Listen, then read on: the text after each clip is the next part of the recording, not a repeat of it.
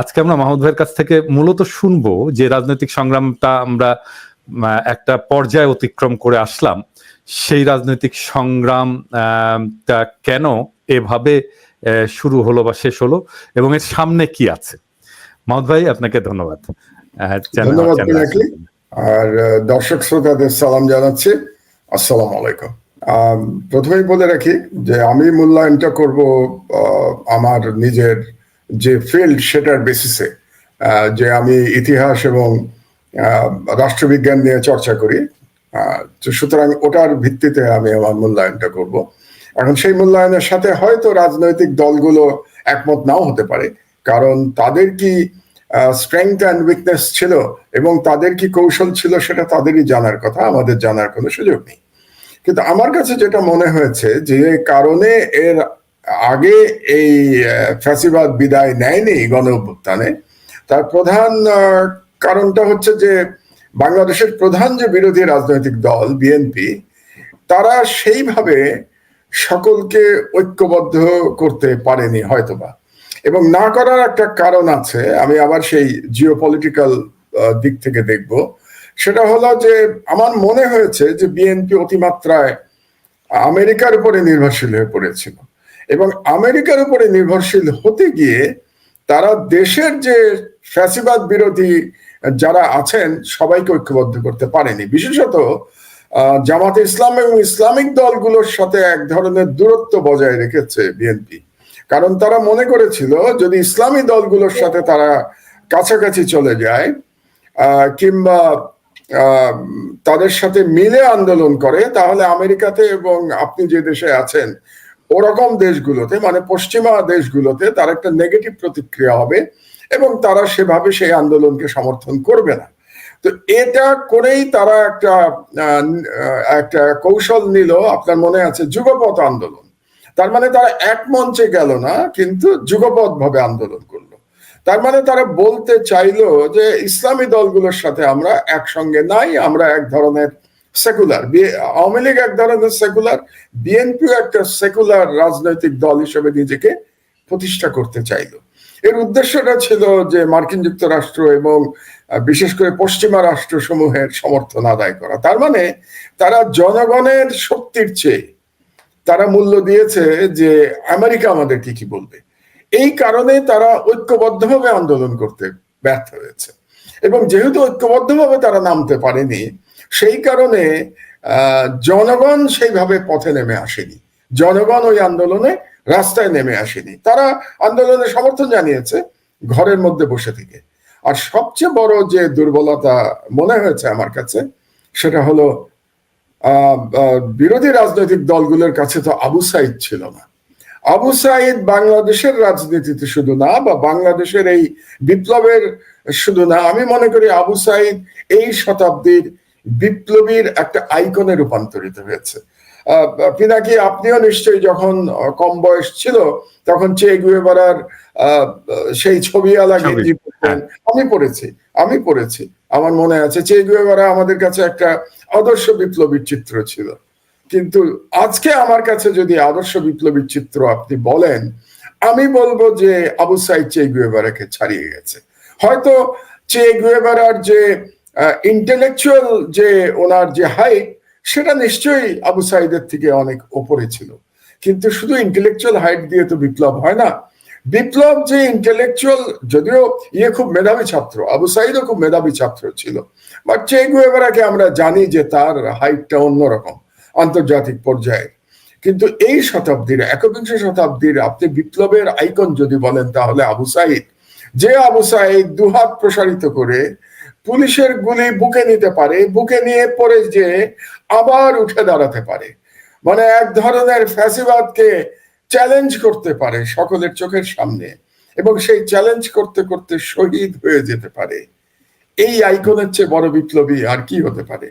আপনার সাথে কথা বলতে বলতে আমার গায়ের লোম খাড়া হয়ে যাচ্ছে আবু সাইদের কথা চিন্তা করে। আমার হয়তো গলাও একটু ধরে আসছে।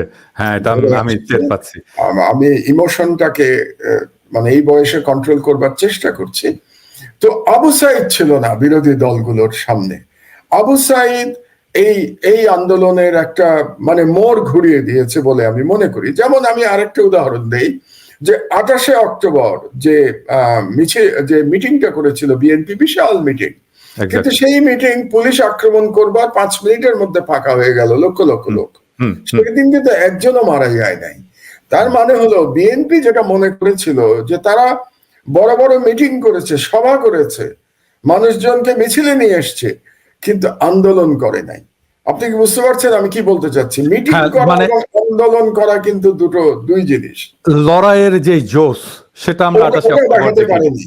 এবং যে কারণে আপনি দেখুন 5 তারিখে যেটা হলো, যেদিন হাসিনার পতন হলো, সেদিন তো শত লোকের উপরে হত্যা করেছে পুলিশ, বিশেষত ঢাকার চানখারপুল, যেটা আমাদের ইউনিভার্সিটির খুব কাছে, বুয়েটেরও কাছে, ঢাকা ইউনিভার্সিটির কাছে।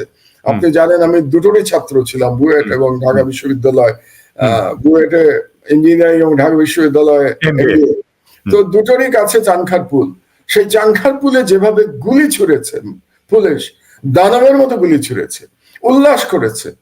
তারপরে যাত্রাবাড়িতে যেভাবে গুলি করে মাদ্রাসার ছেলেদের হত্যা করা হয়েছে, সেখানে মেইনলি কিন্তু যাত্রাবাড়িতে লড়াই করেছে মাদ্রাসার ছেলেরা বেশি, আর চানখারপুরে লড়াই করেছে ঢাকা ইউনিভার্সিটির ছেলেরা। আপনি দেখুন যে কেমন আন্দোলন হয়ে গেল, যেখানে মাদ্রাসা, সেকুলার এবং ধর্মীয় শিক্ষা সব একাকার হয়ে গেল। এইটাই আমার দ্বিতীয় প্রশ্ন ছিল মাহমুদ ভাই, যে এই রাজনৈতিক ঐক্যটা একটা অসাধারণ রাজনৈতিক ঐক্য কিভাবে তৈরি হলো, কেন তৈরি হলো? আচ্ছা, সেখানেই আমি আপনার প্রথম প্রশ্নের সূত্র ধরে বলবো যে রাজনৈতিক দলগুলোর আন্দোলন ব্যর্থ হয় নাই। এই কারণে তারা একটা পরিস্থিতি কিন্তু তৈরি করেছে। এই দীর্ঘ 16 বছর ধরে তারা মার খেয়েছে, তাদের কর্মীরা নিহত হয়েছে, গুম হয়েছে, এক্সট্রা জুডিশিয়াল কিলিং এর শিকার হয়েছে, কিন্তু তারা আন্দোলন চালিয়ে গেছে। বিশেষ করে এইবার যে একতরফা ডামি নির্বাচন যে বয়কট করেছে বিরোধী দল, এটা একটা রাজনৈতিক প্রজ্ঞা এবং সাহসের পরিচয় দিয়েছে তারা। তো কাজেই রাজনৈতিক দলগুলো কিন্তু ক্ষেত্র প্রস্তুত করেছে। এটা যদি আমরা স্বীকার না করি তাহলে আমরা বোধহয় অবিচার করব তাদের প্রতি। তো সেই ক্ষেত্রের উপর দাঁড়িয়ে কিন্তু এই অভ্যুত্থান বা এই বিপ্লব, আমি অভ্যুত্থান বলি না, এটাকে আমি বিপ্লব বলি, এই বিপ্লব হয়েছে ওই ক্ষেত্রের উপর দাঁড়িয়ে। এবং এই যে ঐক্যটা হয়ে গেল, এই ঐক্যটা হলো কেন? যখন আবু সাইদকে এভাবে হত্যা করা হলো, বা আমি যদি বলি আবু সাইদ শহীদ হলো পুলিশের গুলিতে, আপনি একটা দেখেছেন কিনা আমি জানি না, একটা ভিডিও আমি দেখেছি, 7 বছরের একটা ছেলে তার মাকে নিয়ে রাস্তায় এসছে এই হাসিনার বিরুদ্ধে আন্দোলনে অংশ নেওয়ার জন্য। তাকে সাংবাদিক জিজ্ঞেস করছে, তুমি কেন এসছো, তোমার তো বয়স মাত্র 7 বছর। সে জবাব দিচ্ছে, আমার ভাইকে মেরেছে ওরা। তোমার ভাইকে? বলছে আবু সাইদ আমার ভাই। তাহলে ওই বালকের মানুষে আবু সাইদ তার ভাই, অথচ ও ঢাকায়, আর সেই আবু সাইদ কিন্তু রংপুরে।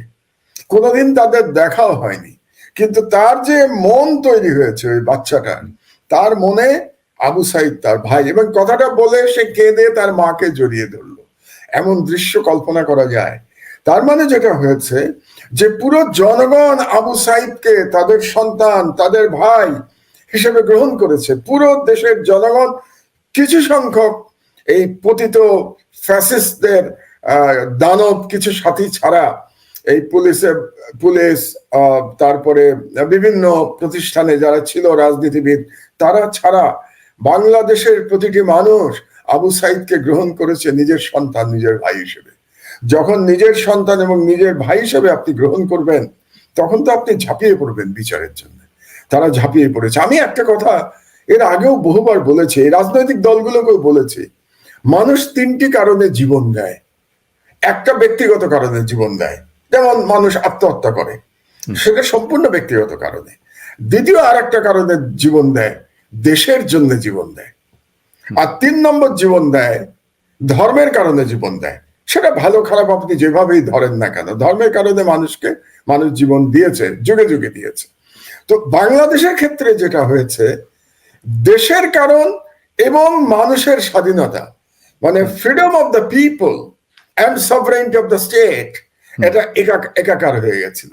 যখন এই দুটো একাকার হয়ে গেছে, যে আমার চাহিদা হচ্ছে আমার freedom, man is born free, আমি জন্মেছি স্বাধীনভাবে, সেই বিখ্যাত কথা, ম্যান ইজ বর্ন ফ্রি।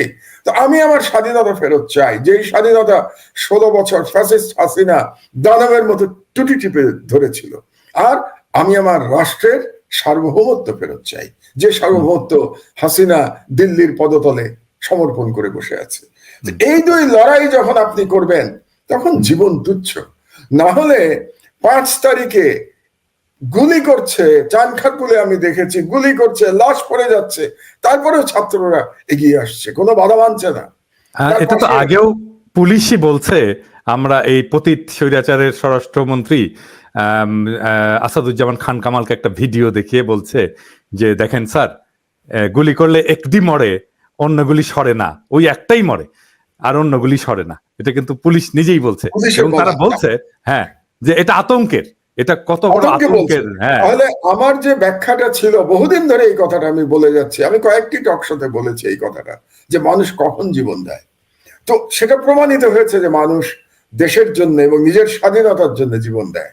এবং মানুষ যখন জীবন দিতে চায়, জীবন দেওয়ার জন্য আবু সাইদের মতো এগিয়ে আসে, মুগ্ধের মতো এগিয়ে আসে। মুগ্ধ তো আর একটা, আপনি অনুষ্ঠান করেছেন মুগ্ধকে নিয়ে, চোখের পানি ধরে রাখা যায় না, যে পানি লাগবে ভাই, কি অসাধারণ কথা। মানে এগুলো মনে পড়লে মানে আমারই তো মনে হয় আমি যদি ঢাকায় থাকতাম তাহলে আমি বোধহয় বন্দুকের সামনে চলে যেতাম, মনে হয়। তো থাকতে পারিনি। তো কাজেই আমার মনে হয়েছে যে দেশের মানুষ সবাইকে আপন করে নিয়েছে, এবং যে মুহূর্তে তাদের মনে হয়েছে যে এবার শেষ লড়াই, এই লড়াইয়ে আমাদেরকে জিততে হবে, সেখানে পুলিশের গুলি, র্যাবের গুলি, স্নাইপারের গুলি, হেলিকপ্টারের গুলি কোনো কিছু কাজে লাগে। এমনকি আমি তো মনে করি সেনাবাহিনী সঠিক কাজ করেছে, শেষ দিন তারা জনগণের পাশে এসে দাঁড়িয়েছে।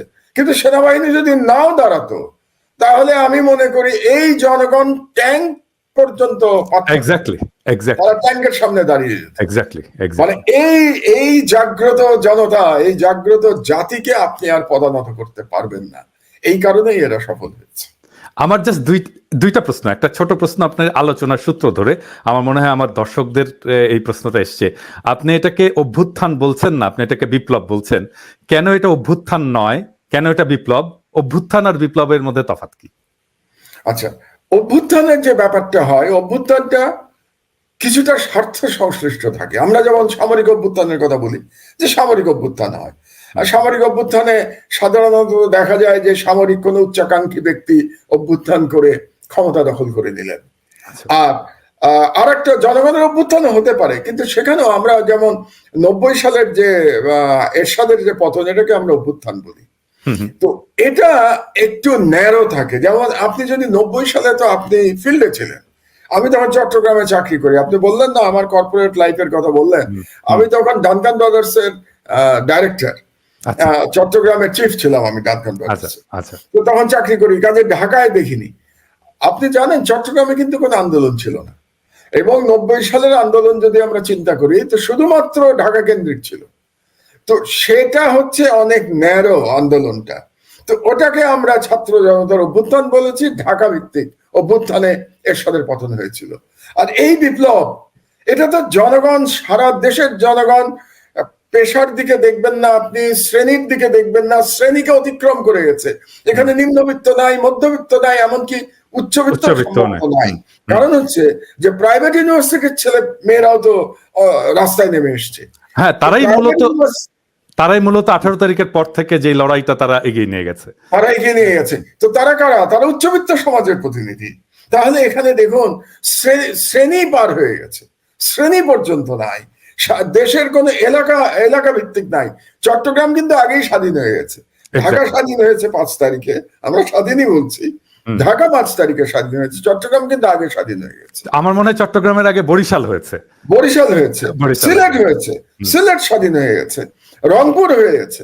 তো আপনার এই বিপ্লব তো সারা দেশে ছড়িয়ে গেছে। কাজে বিপ্লবের কথাটা অনেক ব্যাপক, এবং বিপ্লব আমি এই জন্য বলছি কারণ এই পরিবর্তনের পরে আমরা অনেক বেশি কিছু আশা করছি। অভ্যুত্থানের পরে কিন্তু এত আদর্শগত চিন্তা থাকে না, এত বেশি আশা থাকে না। আপনি জানেন পিনাকি যে কি পরিমাণ আশার সঞ্চয় হয়েছে মানুষের মধ্যে, যে আর যেন ফ্যাসিবাদ ফিরে না আসে, আর যেন দেশের মানুষের উপরে এই জুলুম না হয়, আর যেন এই ধরনের দুর্নীতি না হয়। তো সুতরাং সব মিলে আমাদের প্রত্যাশা অনেক বেশি। এই প্রত্যাশা পূরণ করতে পারে শুধুমাত্র একটা বিপ্লব। অভ্যুত্থান এই ধরনের প্রত্যাশা পূরণ করতে পারে না। কাজে আমি যদি এটাকে অভ্যুত্থান বলি, তাহলে আমি এটাকে ছোট করে দেখব। আমার এটাকে বিপ্লব বলতেই হবে। আচ্ছা, আমার এর দ্বিতীয় প্রশ্ন, যে এই যে অভূতপূর্ব ঐক্য এবং একটা রাজনৈতিক মৈত্রী, ছাত্র জনতার একটা রাজনৈতিক মৈত্রী তৈরি হলো, আমি জানি না ৭১ তো আমি ওইভাবে দেখিনি, আপনি হয়তো একটু বেটার বলতে পারবেন যে ওই সময় ফার্স্ট ইয়ারে পড়ি, ওই সময় কি এরকম হয়েছিল? ৭১ কি ঠিক এরকম হয়েছিল মৈত্রী, রাজনৈতিক মৈত্রী? না, এরকম হয়নি। আমি সত্যি কথা বলতে গেলে ৭১ এরকম হয়নি। কারণ ৭১ প্রথম কথা হচ্ছে ৭১ যে রাজনৈতিক দল ছিল এবং সেটা আওয়ামী লীগ নেতৃত্ব দিচ্ছিল, ঠিক স্বাধীনতার জন্য সেভাবে কিন্তু তৈরি করে নাই। আমার তো মনে আছে ঢাকা কলেজে পড়ি আমি তখন ফার্স্ট ইয়ারে, শেখ মুজিবুর রহমান স্বাধীনতার ডাক দিতে ইতস্তত করেছেন। ওয়েস্টমিনিস্টারের কথা আমরা বলেছি, কিন্তু ওয়েস্টমিনিস্টারের মাধ্যমেই কিন্তু ওই নাম বিক্রি করে বাংলাদেশে ফ্যাসিবাদের উত্থান হয়েছে। ওই নাম বিক্রি করার ফলেই একই ব্যক্তি বারে বারে প্রধানমন্ত্রী হয়েছেন, বারে বারে ক্ষমতা কুক্ষিগত করে রেখেছেন। সুতরাং আমার হচ্ছে যে এটা আমার বক্তব্য, বাংলাদেশের অধিকাংশ মানুষ যদি এটা না চায় তাহলে আমার বক্তব্যের কোনো অর্থ নেই। কিন্তু আমি মনে করি যে বাংলাদেশে ওয়েস্টমিনিস্টার ডেমোক্রেসি যাব না আমরা আমেরিকান কিংবা ফ্রেঞ্চ সিস্টেমে যাব, এটা আমাদের একটু চিন্তা ভাবনা করা দরকার। এবং এটা করতে গেলেই আপনার কনস্টিটিউয়েন্ট অ্যাসেম্বলি লাগবে, এবং এটা করব।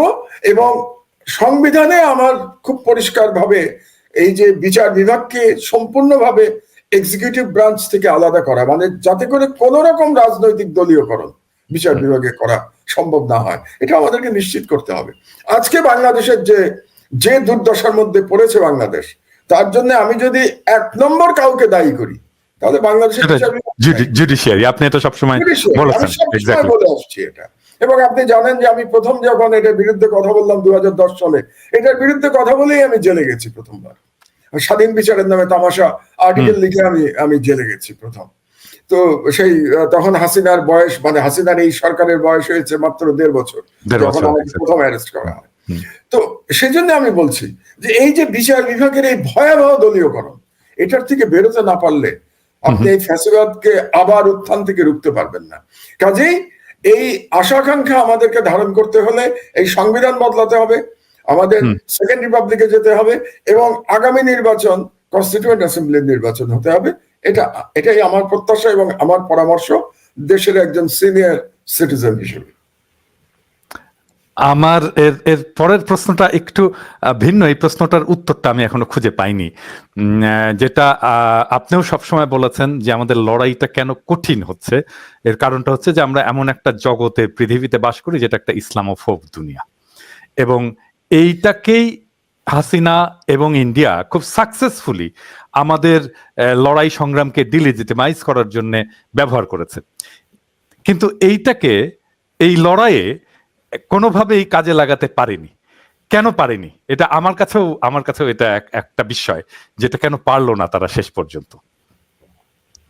পারেনি বলতে আপনি কি ২০১৩ সালের হেফাজতের আন্দোলনের কথা বলতে চাচ্ছেন? না, এই ২০২৪-এর বিপ্লবে তারা কেন এই কার্ডটা খেলতে পারলো না? ও আচ্ছা আচ্ছা, কারণ এটা ভালো প্রশ্ন। এটার জবাব আপনিও যেটা বলছেন, এটার জবাব খুঁজে পাননি, তবে আমার কাছে একটা জবাব আছে। সেই জবাবটা হলো জিওপলিটিক্যাল জবাব। আমার কাছে দেশের জবাব না, আমার জিওপলিটিক্যাল জবাব আছে। সেটা আমি শুনতে আগ্রহী। আমি জিওপলিটিক্যাল জবাবটা আপনাকে দিচ্ছি, যে ইসলামোফোবিয়া একেবারে এক্সট্রিম ফর্মে শুরু হলো কবে থেকে? 9/11 এর পর থেকে। তার আগে কিন্তু হান্টিংটনের থিসিস লেখা হয়ে গেছে। সোভিয়েত ইউনিয়নের পতনের পরে হান্টিংটন বলছেন যে পশ্চিমা বিশ্বের ক্ল্যাশ অফ সিভিলাইজেশনে নেক্সট ক্ল্যাশ হচ্ছে কার বিরুদ্ধে? ইসলামের বিরুদ্ধে এবং চায়নার বিরুদ্ধে। তিনি দুটোর কথা বলেছেন, ইসলাম এবং চায়না দুটোর কথা বলেছেন। তো 9/11 এর পরে যেটা হলো সেটা ইসলামের বিরুদ্ধে চলে গেল, চায়নাটা তখন একটু পেছনে চলে গেল।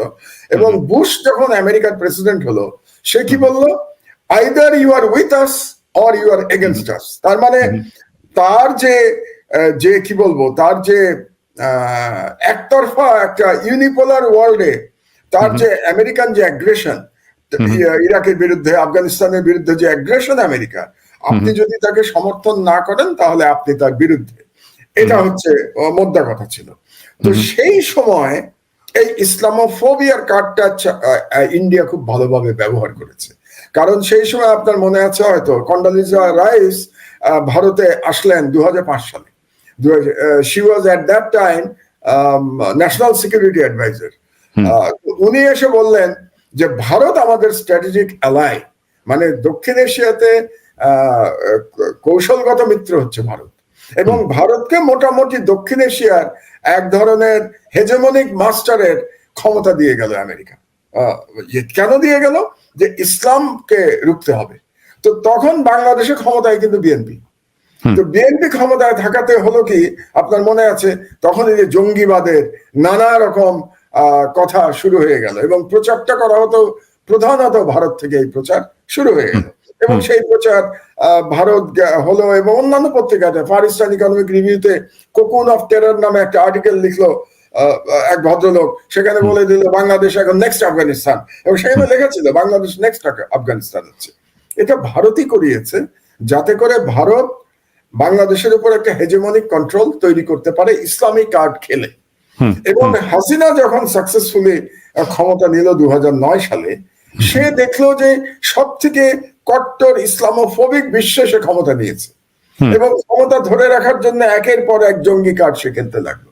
এবং আমি বিশ্বাস করি তার জঙ্গিবাদের যে সমস্ত গল্প আমরা শুনতে পাই তার 99% ভুয়া, এবং এগুলো গ্রামের দরিদ্র মানুষদের ধরে নিয়ে এসে তাদেরকে ঘরের মধ্যে বন্দি করে বোমা মেরে উড়িয়ে দিয়েছে। পিনাকি, আপনি একসময় বামপন্থী রাজনীতি করতেন, আপনি চিন্তা করে দেখুন যে কত করুণ, যে গ্রামের মানুষদের কেন এনেছে ধরে, কারণ তাদের জন্য কেউ কাঁদবে না, এক্স্যাক্টলি, তাদেরকে কেউ চিনবে না, তারা ফেসলেস। এই ধরনের ফেসলেস মানুষদের ধরে এনে আমি নিজে ডিবিতে দেখেছি আটকে রেখে দিয়েছে গ্রামের দরিদ্র লোকদের দিনের পর দিন। বাংলাদেশের আইনে তো আপনি 24 ঘন্টার বেশি রাখতে পারবেন না। তাদেরকে রাখতো কিভাবে জানেন? তাদের কোনো হদিসই ছিল না, কোনো রেকর্ডই নাই তাদের, মানে গুম করে নিয়ে আসতো, গুম করে নিয়ে এসে বিভিন্ন জায়গায় তাদেরকে নিয়ে গিয়ে সেই বাড়ি শুদ্ধ বোমা মেরে উড়িয়ে রীতিমতো হত্যাকাণ্ড চালিয়েছে এই হাসিনা সরকার। এবং আমেরিকার কাছ থেকে বাহবা নিয়েছে, ইন্ডিয়ার কাছ থেকে বাহবা নিয়েছে যে আমরা জঙ্গিবাদ দমন করছি বাংলাদেশে। এটা করতে করতে এই কাজটা ভালোই চলছিল, এই ব্যবসাটা হাসিনার বেশ লাভজনক ব্যবসা ছিল ফর অ্যাবাউট 10 years। কিন্তু যেই মুহূর্তে আফগানিস্তান থেকে আমেরিকান সৈন্য প্রত্যাহার হয়ে গেল, তারা চলে যাওয়ার পরে আর ইসলামী কার্ড আর আমেরিকার জন্য জরুরি না, প্রায়োরিটিতে নাই আমেরিকার। তার প্রায়োরিটির কি আসলো? চায়নাকে মোকাবেলা করতে হবে, চীনকে মোকাবেলা করা হলো এখন প্রায়োরিটি। এবং এরপরে যখন ইউক্রেন যুদ্ধ শুরু হয়ে গেল রাশিয়ার সাথে, তখন এই ইসলামিক কার্ড আরো পেছনে চলে গেল। থ্রেটটা হলো আপনার নিজের দেশেরও, ফ্রান্সেও। ইউরোপের থ্রেট কে? ইউরোপের থ্রেট ইসলাম না, তো ইউরোপের থ্রেট তো রাশিয়া। যখন আপনার থ্রেট রাশিয়া হয়ে গেল, আমেরিকার লার্জার থ্রেট হয়ে গেল চায়না, তখন আমেরিকা চিন্তা করলো যে মুসলিম ওয়ার্ল্ডের সাথে আমার সম্পর্ক উন্নত করতে হবে। তো মুসলিম ওয়ার্ল্ডের সাথে সম্পর্ক উন্নত যদি করতে হয় আমেরিকাকে, তাহলে ইসলামিক আর্ট খেলা বন্ধ করতে হবে। তো ইসলামিক আর্ট খেলা যে মুহূর্তে আমেরিকা বন্ধ করে দিল, তখন আর এই কার্ডের আর কোনো মূল্য রইল না। এটা হচ্ছে প্রধান কারণ, যে কারণে এবার ইসলামিক আর্ট খেলতে পারে নাই হাসিনা, ব্যর্থ হয়েছে। খেলার চেষ্টা করেছে, রাজাকার বলেছে, বিভিন্ন কথা বলেছে, ইসলামিস্ট মুভমেন্ট বলা হয়েছে, এসব বলা হয়েছে, কিন্তু এই কার্ড ইন্ডিয়াও খেলতে চেয়েছে, ভারতের মিডিয়াতেও এসব লেখা হয়েছে, কিন্তু ভারত এবং হাসিনা ছাড়া পৃথিবীর আর কোন দেশ ইসলামিক কার্ড অ্যাকসেপ্ট করে নাই।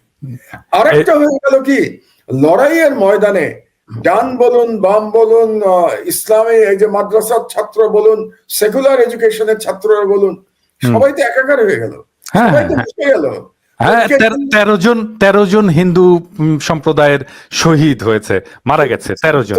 চিন্তা করে দেখেন আপনি, তাহলে এখানে আপনি ইসলামিক কার্ডের খেলবেন কি করে? সে এক হয়ে গেছে। তো এখানে দুটো গ্রুপ, একটা ফ্যাসিস্ট গ্রুপ আর একটা অ্যান্টি ফ্যাসিস্ট গ্রুপ। তো এই লড়াইটা তো ফ্যাসিজমের বিরুদ্ধে, এই লড়াইটা তো কোনো ধর্মের বিরুদ্ধে না, কোনো বর্ণের বিরুদ্ধে না, কোনো গোত্রের বিরুদ্ধে না। এই লড়াই হচ্ছে ফ্যাসিজম অ্যান্ড অ্যান্টি ফ্যাসিজম। তো অ্যান্টি ফ্যাসিজম যখন এক হয়ে গেল, তখন এখানে আর ইসলামিক আর্ট খেলার কোনো সুযোগ দেবে না। আমি আপনাকে ইয়ের কথা, আমি তো বললাম চানখানপুলের কথা, যেখানে লড়াই করেছে ঢাকা বিশ্ববিদ্যালয়, বুয়েট, মেডিকেল কলেজের আপনার কলেজ, এখানকার ছাত্রছাত্রীরা লড়াই করেছে। আর ওইদিকে যাত্রাবাড়িতে লড়াই করেছে, ওখানে অনেকগুলো মাদ্রাসা আছে যাত্রাবাড়িতে, মাদ্রাসার ছেলেরা চলে এসছে, হাজারে হাজারে লাখে লাখে চলে এসছে রাস্তার মধ্যে লড়াই করতে। তো এই যে লড়াইয়ের মাঠের একতা, আপনি দেখুন আগে কি হতো, ইউনিভার্সিটির জীবনের কথা মনে করেন আপনার, সর্বদলীয় ছাত্র ঐক্য করতে হতো, মনে আছে আপনার, প্ল্যাটফর্ম করতে হতো। তো আগে প্ল্যাটফর্ম করতো, তারপরে লড়াইতে নামতো। আর এবার কি হচ্ছে, কোনো প্ল্যাটফর্ম নাই, কিন্তু লড়াইয়ের মাধ্যমে তো লড়াইয়ের মাঠে সব এক হয়ে গেছে। এই ঐক্য আপনি ভাঙবেন কি করে? যে ঐক্য লড়াইয়ের ময়দানে হয় সেই ঐক্য তো আপনি ভাঙতে পারবেন না। এই জন্য এবার আর ইসলামী কার্ড কাজ দেয় না। আমার একটা সম্পূরক প্রশ্ন আছে আপনার এই আলাপের প্রেক্ষিতে।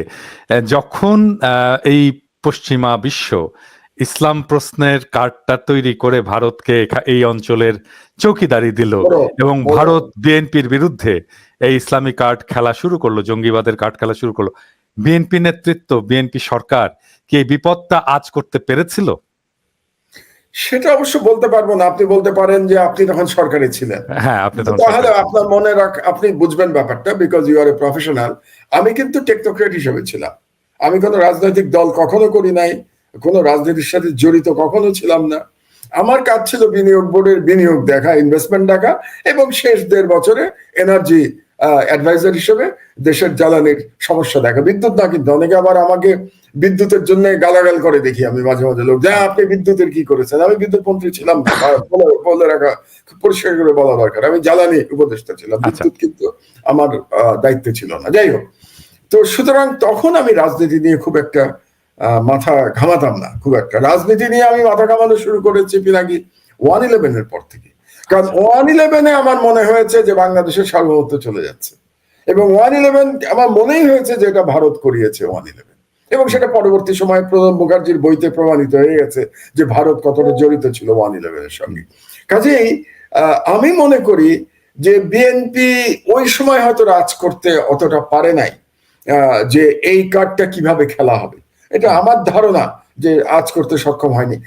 আবার এবার মানে যেহেতু ওই যে বলে না যে মানে চুন খেয়ে মুখ পুড়লে দই দেখলে ভয় লাগে, তো ওই যে আজ করতে পারে নাই বিএনপি, সেই ভয় থেকে এবার দেখেন এই এত বছর ধরে তারা ইসলামী দলগুলোর সাথে একটা দূরত্ব বজায় রেখেছে। তার মানে নিজের সেকুলার ক্রেডেনশিয়াল প্রমাণ করবার জন্য তারা জামাত ইসলাম এবং অন্যান্য ইসলামিক দলগুলোর সাথে তারা একটা দূরত্ব বজায় রেখেছে। কিন্তু সেটাও আবার স্ট্র্যাটেজিক মিস্টেক হয়ে গেছে। কারণ আমি মনে করি আবারও আমার ভুল হতে পারে, যে ঐক্যটা এখন গড়ে উঠলো আমরা দেখলাম, এবং যেখানে ধর্ম বর্ণ সব বাধা অতিক্রম করে গেছে, এই ঐক্যটা একতরফা ডামি নির্বাচনের আগেও হতে পারত। বিএনপি যদি এই ইসলামী কার্ড প্রশ্নে এত সেন্সিটিভ না হতো, বিএনপি এবার আবার অতিরিক্ত সেন্সিটিভ হতে গিয়ে বিএনপি কিছুটা সময় নষ্ট করে ফেলেছে। আমার মনে হয় বিএনপির উচিত ছিল গত বছরই সবাইকে নিয়ে ঐক্যবদ্ধ হয়ে যাওয়া এবং এইভাবে মাঠে নেমে যাওয়া, যেভাবে ছাত্রদের নেতৃত্বে পুরো জাতি মাঠে নামলো। তো সেখান থেকে আমার মনে হয় যে বিএনপির এই ইসলাম কার্ডটা নিয়ে তাদের নিজেদের মধ্যে একটু বিশ্লেষণের প্রয়োজন আছে, এবং ইসলাম কার্ডটা যে এখন অতি ব্যবহারে জীর্ণ, এটা তাদের বোঝা দরকার। আমার মনে হয় বিএনপি এখন পর্যন্ত বুঝতে পারছে না যে ইসলামী কার্ড এখন আর কাজে দেবে না। অবশ্যই এখানে একটা রাজনীতিও থাকতে পারে। রাজনীতি একটু বলে রাখি আপনাকে, এটা বুঝতে হবে যে যখনই বাংলাদেশে গণতন্ত্র ফিরে আসবে এবং ফেয়ার নির্বাচন হবে, তখন কিন্তু জামাত এবং বিএনপি একে অপরের প্রতিদ্বন্দ্বী। এটা তো আপনি জানেন পিনাকি, অনেকগুলো কনস্টিটিউয়েন্সিতে জামাত এবং বিএনপির মধ্যে মেইন কম্পিটিশন আওয়ামী লীগ 3 নম্বরে ছিল। যেমন আমি এক্সাম্পল বলতে পারি চাঁপাইনবাবগঞ্জ, যেমন এক্সাম্পল ঝিনাইদহ। তো ঝিনাইদহ চাঁপাইনবাবগঞ্জে 1-2 কিন্তু বিএনপি এবং জামাত, 3 হচ্ছে আওয়ামী লীগ। তো তখন আবার এদের মধ্যে একটা কম্পিটিশনের ব্যাপার আছে। কিন্তু কাজেই এই প্রতিযোগিতা বোধহয় থাকবে এদের মধ্যে। আমার ব্যক্তিগতভাবে আমি মনে করি না যে বিএনপি জামাতের মধ্যে আর কোন সেই রকম ঐক্য ভবিষ্যতে হবে। আমি দেখতে পাই না আর কি, আমি মনে করি না এমন কোন ঐক্য ভবিষ্যতে হবে। আচ্ছা, একটা প্রশ্ন এখন তো আলোচিত হচ্ছে, সেটা হচ্ছে যে আওয়ামী লীগ কিভাবে ফিরে, আওয়ামী লীগ মানে আওয়ামী লীগ নট অ্যাজ আওয়ামী লীগ তার এই দলের নাম নিয়ে, আওয়ামী লীগ তো একটা একটা রাজনৈতিক ধারার প্রতিনিধিত্ব করে। এই যে সো কল্ড সেকুলার মুক্তিযুদ্ধের পক্ষে বাম, সিপিবি, ঘরানা এইসব মিলে, ছায়ানট, এইসব মিলে যে কালচারাল এরেনা, যে ভারত সমর্থিত, ভারতের পক্ষের যে একটা পলিটিকো কালচারাল যে সেকশন বাংলাদেশের রাজনীতিতে এতদিন রাজত্ব করেছে, এটা ফিরে আসবে অন্য কোনো নাম নিয়ে আর কি। এটা ইভেন পপুলার ইয়েতেও, পপুলার ডিসকোর্সে এটা বলে যে আমরা জানতাম যে আওয়ামী লীগ ফিরে আসবে, কিন্তু ডাকাত হয়ে যে ফিরে আসবে সেটা বুঝতে পারি, এইরকম করে বলে আর কি। কিন্তু আওয়ামী লীগ বা এই কালচারাল ইন্ডাস্ট্রিটা কোনো না কোনো ভাবে ফিরে আসার চেষ্টা করবে। সেটা কিভাবে ফিরে আসার চেষ্টা করতে পারে এবং তাদের ফিরে আসার এই প্রসেসটা সাকসেসফুল হবে কিনা, আপনার কি মনে হয়? আচ্ছা, আমি একটু তুলনা করি 1975-এর সাথে, কেমন? কারণ 1975-এ আওয়ামী লীগের এভাবেই পরাজয় হয়েছিল, কিন্তু সেটা হয়েছিল যে আপনি বললেন না বিপ্লব এবং অভ্যুত্থানের পার্থক্য। 1975 একটা অভ্যুত্থান ছিল, এটা বিপ্লবে পরিণত হয় নাই, এবার কিন্তু বিপ্লব হয়েছে। কাজে 75-এর সাথে এবারের চরিত্রগত পার্থক্যটা এখানে এক। দুই হচ্ছে যে 75-এ তারা ফিরে আসতে পেরেছিল, কারণ হচ্ছে তারা ওই যে আপনি প্রো ইন্ডিয়ান যে শক্তিগুলোর কথা বললেন এবং যে সকল বাঙালি জাতীয়তাবাদের বয়ান, এবং যেই বয়ানের প্রগতিবাদী বয়ান, প্রগতিশীল, এটা তো একটা মানে কি বলবো, এটা এক ধরনের ভণ্ডামি, আমি এটাকে ভণ্ডামি বলি। প্রগতিশীলতা মানেই বাঙালি জাতীয়তাবাদ হতে হবে, কারণ যখনই বাঙালি জাতীয়তাবাদ আপনি বলেন, এটাও কিন্তু একটা ন্যারো জাতীয়তাবাদ। আপনি বাঙালি জাতীয়তাবাদ বলতে গিয়ে তো আপনি অন্যদের বের করে দিচ্ছেন। আপনার যেমন আপনার মনে আছে শেখ মুজিব বলেছিল মানবেন্দ্র লারমাকে, ওইসব বাঙালি হয়ে যায়, সবাই বাঙালি হয়ে যায়, মনে আছে না? তো কাজেই বাঙালি জাতীয়তাবাদ মানেই প্রগতিশীলতা, এটা তো আমি মানি না। কারণ বাঙালি জাতীয়তাবাদের যদি আমি উত্থান পর্বটা দেখি, এর উত্থান পর্ব কিন্তু কলকাতায়, এবং কলকাতায় কবে? 18th সেঞ্চুরিতে। মানে যখন এই বাঙালি জাতীয়তাবাদ বা বেঙ্গলি রেনেসা, আমি যদি আরো পরিষ্কার করে বলি, বেঙ্গলি রেনেসা যে আসলো 18th সেঞ্চুরিতে, যেটা নীরদ চৌধুরী খুব চমৎকার বই লিখেছেন, ওই যে autobiography of an unknown Indian, ওর মধ্যে খুব চমৎকার বর্ণনা আছে, ওই সময়ের বর্ণনা নীরদ চৌধুরীর বইতে। এবং সেখানে উনি বলেছিলেন যে বাঙালি রেনেসার বা বাঙালি জাতীয়তাবাদের ওই বয়ানে মুসলমানদের কোনো জায়গা ছিল না, মুসলমানরা সেখানে বহিরাগত ছিল। সুতরাং বাঙালি জাতীয়বাদের যে উত্থান, সেটাই কিন্তু প্রশ্নবিদ্ধ, সেটা ইনক্লুসিভ না, সেটা তো আপনি মুসলমানদের ধারণ করে নাই, তখন আপনি ইনক্লুসিভ না তো। কারণ বাঙালির মধ্যে তো মেজরিটি জনসংখ্যা এখন মুসলমান ধর্মাবলম্বী, তো মুসলমানদের বাদ দিয়ে আপনি কি জাতীয়তাবাদের কথা বলছেন? তো ওই জাতীয়তাবাদের ব্যাখ্যা থেকে যেটা নিয়ে এসেছিল শেখ মুজিবুর রহমান বা পরবর্তীতে আওয়ামী লীগ, সেটা বেসিক্যালি ইসলামোফোব ব্যাখ্যা। এই জন্য রাজাকার শব্দটা আপনি দেখেন, রাজাকার গত 53 বছর ধরে বাংলাদেশে রাজাকারের গল্প শোনানো হয়েছে, 53 বছর ধরে। কিন্তু যেটা সবচেয়ে বড়, এবং 53 বছর ধরে ভারতের কাছে কৃতজ্ঞতার বয়ান ফেরি করা হয়েছে। হ্যাঁ, ভারত 71-এ আমাদের মুক্তিযুদ্ধে অবশ্যই সাহায্য করেছে, এটা তো ইতিহাস, আমি ইতিহাসবিদ হিসেবে সেটা অস্বীকার করার কোনো সুযোগ নেই। কিন্তু ভারত কি শুধুমাত্র এটা ওয়াজ ইট এ ফিলান্থ্রপিক ভেঞ্চার ভারতের তরফ থেকে, মানে খুব দয়া করে করেছে? না, ইট was A win win situation ভারতের জন্য। ভারত 1947-এর পর থেকেই সাউথ এশিয়াতে প্রভুত্ব করতে চেয়েছে, হেজেমনিক কন্ট্রোল এস্টাবলিশ করতে চেয়েছে, এটা ইতিহাস। কিন্তু পাকিস্তান তার জন্য বাধা সৃষ্টি করেছে। যদিও পাকিস্তান সাইজে ছোট, অর্থনীতিতে দুর্বল, তারপরেও পাকিস্তান চ্যালেঞ্জ করেছে ভারতের হেজেমনিক ইচ্ছাটাকে। তো চ্যালেঞ্জ করে সাকসেসফুলি চ্যালেঞ্জ করেছে। এবং 1947-এর যে যুদ্ধ, ভারত পাকিস্তান যুদ্ধ, এবং 1965-এর যে যুদ্ধ, এই যুদ্ধ কিন্তু স্টেলমেট হয়েছিল, কেউই জিততে পারে নাই, এটা স্টেলমেটের মধ্যে দিয়ে শেষ হয়েছিল। সো 1971-এ যখন আমরা স্বাধীনতা চাইলাম বা মুক্তিযুদ্ধ শুরু হলো, it was a great opportunity for India পাকিস্তানকে শিক্ষা দেওয়ার জন্য, এবং দে ওয়ার সাকসেসফুল। পাকিস্তান পর্যদস্ত হলো, বাইফার্কেটেড হলো, দুই ভাগ হয়ে গেল, বাংলাদেশ স্বাধীন হলো। এবং ভারতের জন্য পাকিস্তানকে শিক্ষা দেওয়া গেল, প্লাস ইস্টার্ন সেক্টরে তার যে বিপুল ব্যয় ছিল, তার যে ব্যয় ছিল, সামরিক ব্যয় ছিল, সেই ব্যয়টা তার ড্রাস্টিক্যালি কমে গেল। কারণ ইস্ট পাকিস্তান বা বাংলাদেশ তখন একটা নতুন দেশ, ফ্রেন্ডলি টু ইন্ডিয়া, শুধু ফ্রেন্ডলি না, ইন্ডিয়ার কাছে নতজানো, তো নতজানো ইন্ডিয়া। কাজে ভারত তার নিজের স্বার্থে আমাদেরকে সাহায্য করেছে, আমিও আমার স্বার্থে ভারতের সাহায্য নিয়েছি। তো এটা it is a classical win win situation. এখানে ভারতেরও আমার প্রতি কৃতজ্ঞতা হওয়ার কিছু নাই, আমারও ভারতের কাছে কৃতজ্ঞ হওয়ার কিছু নাই। আমার মনে হয়, আমি একটু বিনয়ের সাথে একটু দ্বিমত করতে চাই আপনার সাথে। আমার মনে হয় যে বাংলাদেশের স্বাধীনতা, এটার জন্য ভারতের বাংলাদেশের কাছে কৃতজ্ঞ থাকা উচিত, এটা আমি বলি। এটার কারণটা, এটা কারণ আছে, খুবই স্পেসিফিক কারণ আছে। আমি এটা খুব আবেগ নিয়ে বলছি না, খুবই স্পেসিফিক কারণ আছে। ধরেন আজকে যদি বাংলাদেশ অখণ্ড পাকিস্তানের অংশ থাকতো বা পূর্ব পাকিস্তান হিসেবে থাকতো, তাহলে তো আজকে বাংলাদেশের ঢাকাতে আমরা একটা পারমাণবিক বোমা ফিট করে রাখতাম, অবশ্যই ন্যাচারালি। অবশ্যই, তাহলে থাকতো এবং এটা তো দিল্লির দিকেই আমরা ফিট করে রাখতাম। তো এই যে তার বিশাল বড় নিরাপত্তা ঝুঁকি, এটা যে বন্ধ হয়েছে বাংলাদেশ স্বাধীন হওয়ার কারণে, এর জন্য অবশ্যই তাদের আমাদের কাছে কৃতজ্ঞ থাকা উচিত। আমার আবার আপনাকে আমি একটু দ্বিমত করি, কিন্তু আমি তো স্বাধীন হয়েছি, কাজে আমি তো ভারত সাহায্য না করলে স্বাধীন হতে পারতাম না, এটা তো বাস্তবতা। এখানেও আমি আরেকটু দ্বিমত আমি বলছি যে ভাই, কেউ কারো কাছে কৃতজ্ঞ হওয়ার কোনো প্রয়োজন নাই। আমি আরেকটু দ্বিমত করতে না, আমি আরেকটু দ্বিমত করি, জিও পলিটিক্সে কৃতজ্ঞতার কোনো জায়গা নেই। এটা খুবই কি বলবো, কঠিন জায়গা। এখানে সবই দেয়া নেয়ার ব্যাপার। So it is a win win, আমরা ওটাকে মেনে নেই। আমি কৃতজ্ঞ থাকতে রাজি না যে 53 বছর ধরে আমি কৃতজ্ঞতার ঋণ শোধ করে যাব, এই বয়ান যে ছিল আওয়ামী লীগের, ওই বয়ান কিন্তু হেরে গেছে এই বিপ্লবে। এক, দ্বিতীয় যেটা বয়ান হেরে গেছে, রাজাকারের বয়ান হেরে গেছে। কারণ যে মুহূর্তে ঢাকা বিশ্ববিদ্যালয়ের স্লোগান হয়েছে যে চাইতে গেলাম অধিকার, হয়ে গেলাম রাজাকার, কিংবা তুমি কে আমি কে, রাজাকার কে বলেছে স্বৈরাচার, তাহলে রাজাকারের কার্ডও শেষ। যেমন ইসলামোফোবের কার্ড শেষ হয়ে গেছে, তো আপনার রাজাকারের কার্ড নাই, ভারতের কাছে কৃতজ্ঞতার কার্ড তো নাই। আমি মনে করি আমার এই 71 বছর বয়সে আমি এত বেশি ভারত বিরোধী সেন্টিমেন্ট বাংলাদেশে কোনোদিন দেখি নাই। আমি এখন যে সেন্টিমেন্ট দেখছি, তার মানে ভারতের পুরো রাজনীতিটাই ভুল হয়েছে।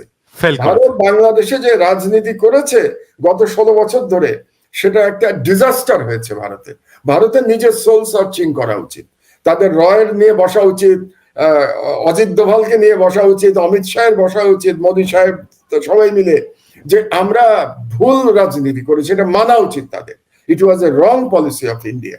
যে কারণে এই মুহূর্তে বাংলাদেশে যে পরিমাণ ভারতের প্রতি যে পরিমাণ তাদের ক্রোধ, এবং খুব সঙ্গত কারণেই এরকম ক্রোধ আমার মনে হয় না আর কোন দেশে এই মুহূর্তে ভারতের প্রতি আছে।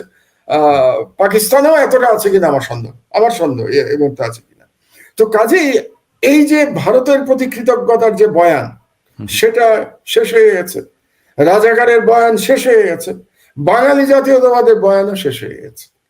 তো আওয়ামী লীগকে আসতে হলে, আপনি তো জানেন এগুলো, আপনি আমার চেয়ে বেশি ডাইরেক্ট পলিটিক্স করেছেন, বয়ান ছাড়া রাজনীতি হয় নাকি? তাহলে শেখ মুজিব মারা যাওয়ার পরেও কিন্তু বয়ানটা ইনট্যাক্ট ছিল, আওয়ামী লীগের কাছে বয়ানটা ইনট্যাক্ট ছিল, এটা বুঝতে হবে আপনাদেরকে। পলিটিক্যাল ন্যারেটিভটা ইনট্যাক্ট ছিল, সেই পলিটিক্যাল ন্যারেটিভ এখন গন। তার সঙ্গে যোগ হয়েছে ফ্যাসিজম, ফ্যাসিস্ট। মানে এখন কিন্তু সারা বিশ্ব বলছে, আমি বিভিন্ন পত্রিকা, আপনিও পড়ছেন নিশ্চয়ই, সব বড় বড় পত্রিকা বলছে যে most notorious dictator of present এরা শেখ হাসিনা। মানে তার সম্পর্কে এখন এই কথাগুলো সব জায়গাতে আসছে। এবং বিশেষত এই যে আন্দোলনের প্রায় 3 সপ্তাহ ধরে আন্দোলন চলেছে, জুলাই থেকে আপনার 5ই অগস্ট পর্যন্ত, যে পরিমাণ মানুষকে নির্বিচারে হত্যা করা হয়েছে শেখ হাসিনার ডাইরেক্ট নির্দেশে, সরাসরি নির্দেশে, এটা অকল্পনীয়। আপনি ভাবতে পারেন, নিজের দেশের মানুষকে হেলিকপ্টার দিয়ে গুলি করছে, নিজের দেশের মানুষকে স্নাইপার দিয়ে গুলি করছে, এটা অকল্পনীয় বারবারিজম, মনস্টার। তো কাজেই বয়ান নাই, পলিটিক্যাল বয়ান নাই, তার সঙ্গে যোগ হয়েছে এই অকল্পনীয় ব্রুটালিটি। এর থেকে আওয়ামী লীগের ফিরে আসা, আমি বলবো না যে কোনো রাজনীতি শেষ হয়ে যায়, কোনোটাই হয়তো শেষ হয় না, কিন্তু ফিরে আসা খুব কঠিন। শেখ হাসিনার পক্ষে তো সম্ভবই না, আমি এটা ভাবি না শেখ হাসিনার পক্ষে সম্ভব। তাহলে ইন্ডিয়া কি কিছু করবে না? অবশ্যই ইন্ডিয়া করবে। ইন্ডিয়া যেটা করবে, যে যারা ক্ষমতায় আসবে তাদেরকে ইন্ডিয়া এখন প্ল্যান বি হিসেবে হাসিনাকে বাদ দিয়ে আওয়ামী লীগকে আপাতত বাইরে রেখে যারা ক্ষমতায় আসুক, যেমন বর্তমানে ইউনিট সরকার ক্ষমতায় আছে, তাদেরকে কন্ট্রোল করার চেষ্টা করবে ইন্ডিয়া। এবং সেখানেই আমার মনে হয় যে এই চেষ্টা হয়তো ইতিমধ্যে শুরু হয়ে গেছে, এবং এই চেষ্টা তো ভারত করেই যাবে। আমি এই প্রসঙ্গে আসব, জাস্ট আমি তারপরে আপনার আগের আলাপের সূত্র ধরেই বলি, আপনি এটা বেয়াদবি হিসেবে নেবেন না। সেটা হচ্ছে যে আপনি বলেছেন যে বাংলাদেশ তো স্বাধীন হয়েছে, মানে পাকিস্তান কি স্বাধীন রাষ্ট্র ছিল না? অবশ্যই ছিল, কিন্তু আমি আবার বলি পাকিস্তান স্বাধীন ছিল, কিন্তু আপনি তো বয়সে অনেক ছোট, আমার বয়সে তখন খুব বেশি না, 17 বছর তখন বয়স। কিন্তু আমার মনে আছে যে জুলাই আগস্ট মাসের দিকে বাংলাদেশের জনগণের অধিকাংশের মধ্যে পাকিস্তান আর স্বাধীন রাষ্ট্রের যে চিত্র, সেটা জনগণের মধ্যে ছিল না, একটা পরাধীন ভাব চলে এসেছিল। তারপরে পাকিস্তানকে আর রক্ষা করার কোনো সুযোগ ছিল না, কিন্তু একটা মিস্টেক করেছিল। এটা একটা নতুন একটা, আমি আপনাকে একটা প্রশ্ন ছুড়ে দিচ্ছি, প্রশ্ন না, আলোচনার বিষয়বস্তু দিচ্ছি পিনাকি, যেহেতু আপনি পুরনো আলোচনায় চলে গেছেন। আমি আজ পর্যন্ত এই কথাটা বলি নাই, আজকে বলি আপনার অনুষ্ঠানে। সেটা হচ্ছে স্বাধীনতা সংগ্রাম তো করা ছাড়া আমাদের আর কোনো উপায় ছিল না। 75-এ 71-এর মার্চের ক্র্যাকডাউনের পরে স্বাধীনতা, ওটাই একমাত্র পথ ছিল, আমাদের কোনো প্ল্যান বি এর কোনো জায়গা ছিল না। কিন্তু আমাদের যারা তখন নেতৃত্ব দিয়েছেন সেই সময়, যারাই হোক, আমি কারো ব্যক্তিগতভাবে নাম নিচ্ছি না, আমি সবাইকেই বলছি, যারা মুক্তিযুদ্ধ করেছেন বা স্বাধীনতার লড়াই করেছেন, তারা একটা চিন্তা তখন করেন নাই। হয়তোবা জামাতের মাথায় এটা ছিল, কিন্তু জামাত এটাকে আর্টিকুলেট করতে পারে নাই। সেটা হলো যে ঠিক আছে, পাকিস্তান থেকে তো আমি স্বাধীনতা পেলাম, ধরেন পেয়ে গেলাম, পাকিস্তান তো আমার থেকে 2000 কিলোমিটার দূরের একটা দেশ, এবং তার সাথে আমার জিওগ্রাফিক্যাল কোনো অ্যাটাচমেন্ট নাই। সে ইচ্ছা করলে আমাকে আর আক্রমণ করতে পারবে না। এবং দুই দেশের মাঝখানে, মানে ইস্ট পাকিস্তান ওয়েস্ট পাকিস্তানের মাঝখানে শক্তিশালী ভারত, তো আর একটা দেশ। কাজে একবার আমি যখন স্বাধীন হয়ে যাব, পাকিস্তান নিয়ে আমার আর দুশ্চিন্তা করার কোনো কারণ নাই। আওয়ামী লীগ যেটা পাকিস্তান পাকিস্তান করে গেছে 53 বছর, সেটা কমপ্লিটলি পলিটিক্যাল বয়ান, এটার কোনো অস্তিত্বই নেই, এটা কোনো বাস্তবতাই নেই, এটা পলিটিক্যাল বয়ান। কিন্তু আমাদের যারা নেতা ছিলেন সেই সময়, বা আমাদের পূর্বপুরুষ, বা আমরা তখন ছোট, আমাদের যে বড় যারা জ্ঞানী ছিলেন, তারা একবারও চিন্তা করেন নাই যে আমরা তো আরো ভয়ঙ্কর, ভয়াবহ, hegemonic and much more powerful নেইবারের একেবারে পেটের মধ্যে আসলাম। তো আমরা স্বাধীনতা রক্ষা করব কি করে? এই চিন্তাটা 71-এ কেউ করেছেন? আমার মাথায় এটা কদিন ধরে আসছে, এই জন্য আপনার সাথে আজকে বলে ফেললাম। আমি এই চিন্তাটা কি কেউ একজনও কি করেছিলেন তখন? জামাত বলেছিল আমরা, মানে তারা অনেকটা ধর্মীয় দিকে চলে গেছিল। আমি এখানে কিন্তু ধর্ম টানছি না, আপনি খেয়াল করেন পিনাকি, আমি ধর্ম টানছি না, আমি একেবারে মানে রাজনীতির কথা বলছি। যে আমি যে স্বাধীন সত্তা হিসেবে ভারতের মতো দেশ, এই বিশাল দেশ, এর সাথে টিকে থাকবো, আমার পলিসিটা কি হবে? ভারত কি আমাকে স্বাধীন থাকতে দেবে? দেয় নাই তো। ইতিহাস বর্ণনা করে, ইতিহাস প্রমাণ করেছে এই বিপ্লবের আগ পর্যন্ত আমাকে তো স্বাধীন থাকতে দেয় নাই তো ভারত। ভারত তো আমার সবকিছু কন্ট্রোল করেছে 16 বছর, আমার রাজনীতি কন্ট্রোল করেছে, আমার ভিতরে এসে গুম করেছে ভারত, ধরে নিয়ে গেছে, লোক হত্যা করেছে, আমার ভোটাধিকার হরণ করে নিয়ে গেছে বাংলাদেশের আজকে 35 বছর পর্যন্ত যে যুবকের বয়স, সে ভোট দিতে পারে নাই, এবং ভোট না দেওয়ার জন্য সম্পূর্ণভাবে ভারত দায়ী। ভারত হাসিনাকে বসিয়ে রেখেছে, ভারত বলেছে নির্বাচনে কোনো প্রয়োজন নাই, ভারত আমেরিকাতে ইউরোপে গিয়ে লবি করেছে যাতে করে হাসিনা ইলেকশন ছাড়া চাপে না থাকে। তাহলে ভারত সম্পূর্ণভাবে দায়ী আমার অধিকার হরণের জন্য। তো আমার স্বাধীনতা তো ভারত হরণ করে নিয়ে গেছে, একতরফা ভাবে ট্রানজিট দিয়েছে, করিডোর দিয়েছে, আমার পোর্ট নিয়ে গেছে, আমাকে পানিতে ডুবিয়ে মারছে, আবার শুকনার সময় আমাকে মরুভূমি করে দিচ্ছে। তো আমি তো স্বাধীন থাকতে পারি নাই। তো স্বাধীন যে থাকতে পারলাম না, এটা কি আপনি বললেন না যে বিএনপি কি ইসলামিক কার্ডটা বুঝতে পেরেছিল? আমার প্রশ্ন করতে ইচ্ছে করে যে 71-এ যারা স্বাধীনতা সংগ্রামের নেতা ছিলেন, তারা কি বুঝতে পেরেছিলেন, বা তারা কি চিন্তা করেছিলেন যে ভারতের সাথে লড়াই করে আমি স্বাধীনতা কিভাবে রক্ষা করব? এই চিন্তাটা কি কারো মাথায় এসেছিল? আমার মনে হয় আসে নাই। আমি আমি হয়তো জানেন যে আমার একটা বই বেরোচ্ছে, এটা উপন্যাস। আমি আসলে উপন্যাসের আদলে বাংলাদেশের ন্যারেটিভটাকে ব্যাখ্যা করার চেষ্টা করেছি, মানে উপন্যাস হলে পড়তে আগ্রহ থাকে সেই জন্য। তো এটা আসলে পলিটিক্যাল উপন্যাস বলতে পারেন। তো আমি এই মুক্তিযুদ্ধের প্রশ্নটা এনেছি এবং বাংলাদেশের স্বাধীনতা এবং ভারতের সাহায্য, এই প্রশ্নটাকে আমি একটা মেটাফোর দিয়ে ব্যাখ্যা করেছি। আমি বলেছি যে আমরা কুকুরকে তাড়াতে নেকড়েকে ডেকে এনেছিলাম। চমৎকার। তার মানে আমি যেটা বলেছি আপনি আপনি সেটাই বলছেন। এক্স্যাক্টলি, আমার কথাটাই কিন্তু আপনি বলছেন। এক্স্যাক্টলি। এটা নিয়ে বাংলাদেশে এই কখনো কিন্তু ডিসকোর্স আমরা শুনি নাই, আলোচনা। এই আলোচনা করতে আমরা মানে সবাই হয়তো ভয় পেয়েছে, অথবা কেউ চিন্তা করে নাই বিষয়টা।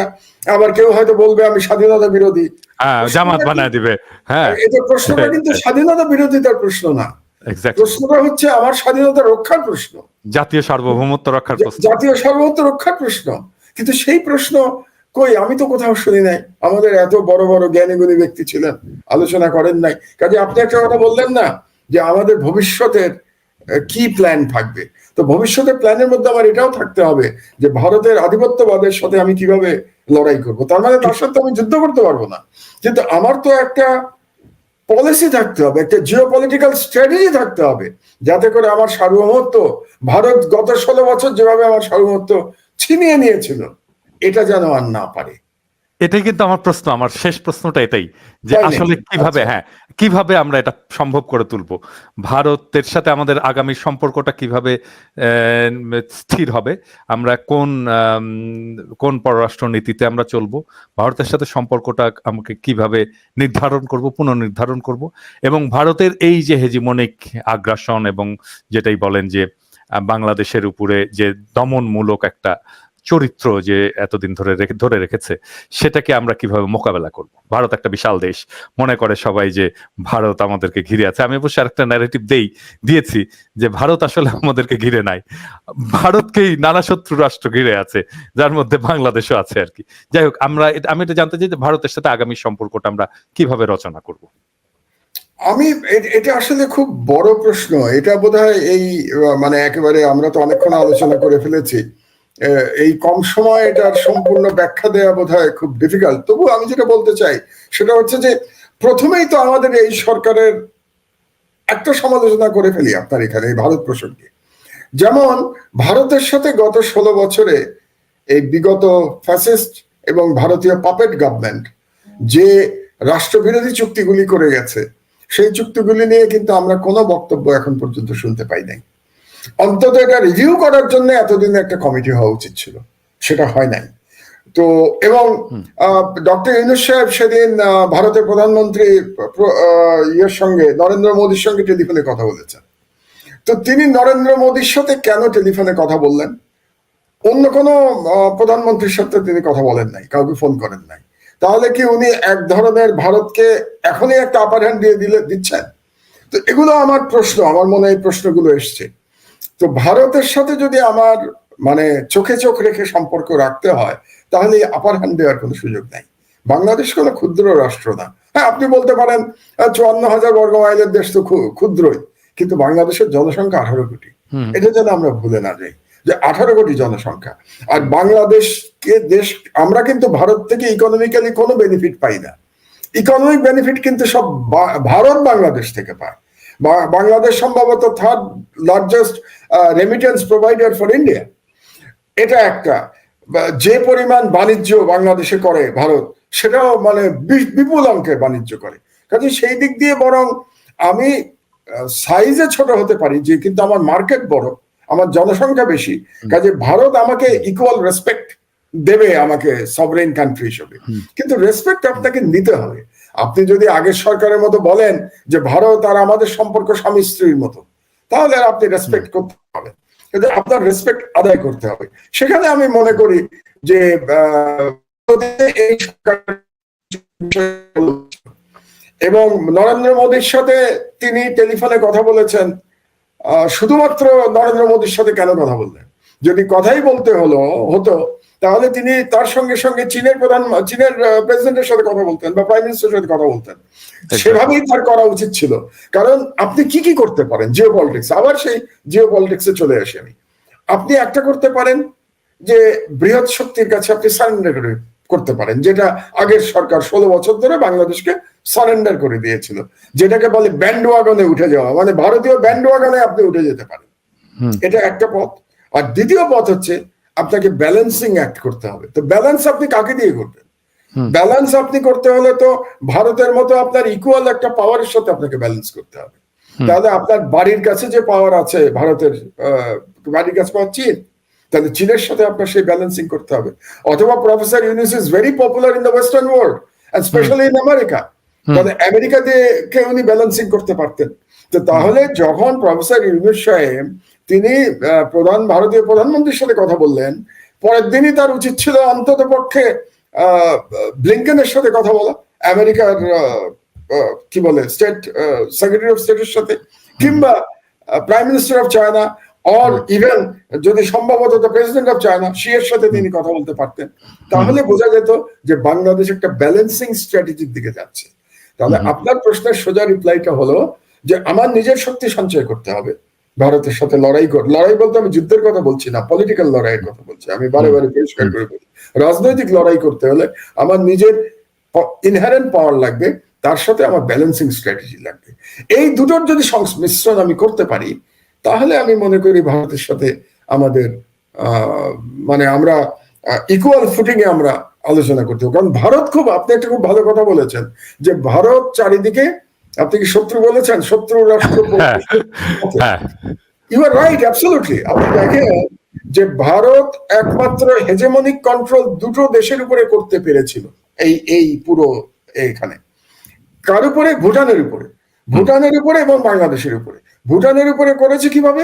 1949 সালের একটা চুক্তি আছে ভুটানের সাথে, দ্যাট ইজ এ হেজেমনিক ট্রিটি, এবং সেই চুক্তি অনুযায়ী ভুটান কোনো ফরেন পলিসি ডিসিশন নিতে পারবে না দিল্লির অনুমোদন ছাড়া। যে কারণে আপনি জানেন নিশ্চয়ই যে ভুটানের আজ পর্যন্ত সিকিউরিটি কাউন্সিলের যে 5টা পার্মানেন্ট মেম্বার, তার কারোর সঙ্গে বাইল্যাটারাল রিলেশনশিপ নাই, অফিসিয়াল। তার এই 5 দেশের কোন দেশের দূতাবাস নাই ভুটানে। সিমিলারলি ভুটানের দূতাবাস এই 5 দেশে নাই। কেন? এটা ইন্ডিয়া হতে দেয় নাই ভুটানের কোন এদের সঙ্গে সম্পর্ক। কাজে ভুটানের উপরে কন্ট্রোল আছে, আর বাংলাদেশের উপরে কন্ট্রোল প্রতিষ্ঠা করেছিল ইন্ডিয়া গত 16 বছরে। বাংলাদেশের সাথে কোনো চুক্তি নাই, এই ধরনের কোনো হেজেমনিক ট্রিটি নাই, বাট আনঅফিসিয়ালি আমরা আমাদের দেশটাকে, শেখ হাসিনা ইন্ডিয়ার একটা ভসলে পরিণত করেছিল, ইন্ডিয়ান একটা কলোনিতে পরিণত করেছিল শেখ হাসিনা। তাহলে সেখান থেকে বের হতে হলে আপনার ব্যালেন্সিং স্ট্র্যাটেজি নিতে হবে, আপনার নিজের সক্ষমতা বাড়াতে হবে, আর একটা কাজ করতে হবে। এটা বললে ভারত হয়তো নড়েচড়ে বসবে। আমাদের ইয়াং জেনারেশনের জন্য কম্পালসারি মিলিটারি ট্রেনিং এর ব্যবস্থা করতে হবে। এটা আমার তরফ থেকে প্রস্তাব হচ্ছে যে ইন্টারমিডিয়েট পাস করার পরে ইউনিভার্সিটি যাওয়ার মাঝখানে আমরা প্রায় 6 মাস সময় পাই, বা আমাদের সময় পেতাম, এখন তো বলতে পারবো না এখন কি অবস্থা বলতে। আমাদের সময় আমরা 6 মাস সময় পেতাম ইউনিভার্সিটিতে যাওয়ার আগে। এই 6 মাস কম্পালসারি মিলিটারি ট্রেনিং হতে হবে প্রত্যেকের, এবং তারপরে ইউনিভার্সিটিতে চলে যাবে। এটা হওয়া থাকলে কি হবে, আমাদের দরকারের সময় যখন আমরা শত্রু দেশ দ্বারা আক্রান্ত হব, এরা প্রত্যেকে এক একজন আবু সাইদ হয়ে যাবে। আপনি চিন্তা করুন তো, আমার সিভিলিয়ানদের মধ্যে সবাই যদি আবু সাইদ হয়ে যায়, পৃথিবীর কোন শক্তি না আমাদের পরাজিত করবে এরকম তো শক্তি আছে? আমার তো ভাই আবু সাইদের দেশ এটা, আমি তো এটাকে আবু সাইদের দেশ বলি। তা আমি সবাইকে আবু সাইদ করতে চাই। তো সবাই আবু সাইদ হয়ে গেলে ইন্ডিয়া কি করবে আমাকে? ইন্ডিয়ার চারদিকে, এদিকে পাকিস্তানের আছে অ্যাটমিক ওয়েপন্স আছে, কাজে পাকিস্তানের ভয় আছে, ওইদিকে চায়না তার বর্ডার, এইদিকে নেপালের সাথে তার বৈরী সম্পর্ক, শ্রীলঙ্কার সাথে বৈরী সম্পর্ক, এমনকি মায়ানমারের গণতন্ত্রকামীরা যদি চলে আসে, তাদের সাথে ভালো সম্পর্ক থাকবে না, ভালো সম্পর্ক হওয়ার কারণ নাই। তাহলে ইন্ডিয়া আমাকে কি করবে? তো এই জন্য আমার এই হচ্ছে আমার পরামর্শ। এখন সেই পরামর্শ কে নেবে আমি জানি না, আদৌ কেউ নেবে কিনা তাও জানি না। থ্যাংক ইউ মাহমুদ ভাই, আমরা অনেক কিছু জানলাম। আমরা আসলে 1 ঘন্টা ধরে আলাপ করলাম, এবং এই আলোচনাটা শুরু হলো, এবং আপনার কাছ থেকে আমার দর্শকরা আমার মনে হয় আরো অনেক কিছুই জানতে চাইবে, এবং যত ইভলভ করবে আমাদের পলিটিক্যাল সিনারিও সিচুয়েশন, সেখানে আপনার অ্যানালাইসিস, আপনার সাজেশন এবং আপনার দিক নির্দেশনা আমি আশা করি যে আমাদের বাংলাদেশের বর্তমান সরকার, প্রফেসর ইউনূসের সরকার গুরুত্বের সাথে বিবেচনা করবেন এবং এই সাজেশনগুলো তারা অনুসরণ করার চেষ্টা করবেন। আপনাকে অনেক ধন্যবাদ মাহমুদ ভাই। দর্শকদের আপনি যদি 1 মিনিটের জন্য কিছু বলতে চান ফাইনালি। পিনাকি ধন্যবাদ এই আলোচনাটা করবার জন্য। দর্শকদের শুধু এটুকু বলতে চাই, বিশেষত বাংলাদেশিদের, যে স্বাধীনতা রক্ষা করা কঠিন, বিপ্লব করেছি আমরা, কিন্তু বিপ্লব রক্ষা করতে হবে এবং সেই দায়িত্ব আমাদের সকলের। আর ভারতীয় জনগণ যারা দেখেন তাদের প্রতি আমি বলতে চাই, আমরা আপনাদের শত্রু হতে চাই না। আপনারা শুধু আমাদেরকে নিয়ন্ত্রণ করবার যে একটা নেশা আপনাদের মধ্যে পেয়ে বসেছে, আপনাদেরকে এই নিয়ন্ত্রণ করবার নেশার থেকে আপনারা মুক্ত হয়ে যান। আমরা বন্ধু হিসেবে দুই দেশ পাশাপাশি আমরা থাকবো। থ্যাংক ইউ মাহমুদ ভাই, আমরা শেষ করে ফেলছি। তো মাহমুদ ভাই অনেক ধন্যবাদ। এর পরের সেশনটা আমরা করব হয়তো সপ্তাহ 2-এর মধ্যে, আরেকটু ইভলভ করুক। প্রফেসর ইউনূস কিন্তু দেখেন আমার ইয়েটা, তো এটা বলে ভালো করেছেন। ইন্ডিয়ার সাথে কি করতে হতো, শিয়ের সাথে আলোচনা, এটা আমি একটু আগে যদি বলে দিতাম তাহলে হয়তো আরো কিছু আপনার সাজেশন এখানে হয়তো থাকতো। মাহমুদ ভাই ভালো থাকবেন।